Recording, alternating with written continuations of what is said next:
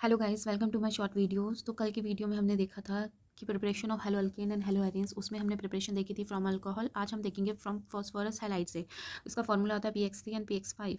यहाँ पे एक चीज़ बहुत ध्यान रखने वाली है कि जब हम रिएक्शन करवाते हैं फॉस्फोरस ट्राइक्लोराइड, फॉस्फोरस ट्राइब्रोमाइड या फॉस्फोरस पेंटाक्लोराइड के साथ में, तो एक स्टेबल प्रोडक्ट का फॉर्मेशन होता है। वहीं अगर हम जब फॉस्फोरस पेंटाब्रोमाइड, फॉस्फोरस ट्राई आयोडाइड और फॉस्फोरस पेंटा आयोडाइड के साथ में रिएक्शन कराते हैं तो अनस्टेबल प्रोडक्ट का फॉर्मेशन होता है।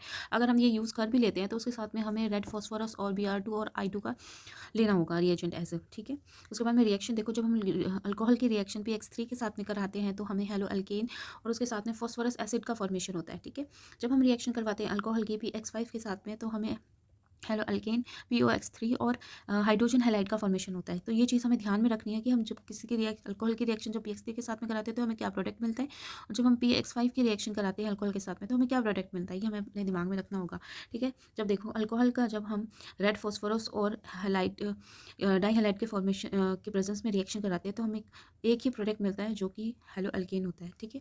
तो ये ध्यान में रखना है। उसके बाद में नेक्स्ट रिएक्शन है या नेक्स्ट प्रिपरेशन है बाय थायोनाइल क्लोराइड। इसका फार्मूला होता है SOCl2। जब हम अल्कोहल की रिएक्शन SOCl2 के साथ में करवाते हैं तो हमें प्योर RCl का फॉर्मेशन मिलता है, हेलो अल्केन का फॉर्मेशन मिलता है। ये प्योर फॉर्म में होता है और यहाँ पे SO2 और HCl गैस क्या होती है, रिलीज हो जाती है, और इस रिएक्शन को हम क्या बोलते हैं, डार्जन्स रिएक्शंस। सो आई होप आपको आज का वीडियो समझ में आया होगा। Thank you.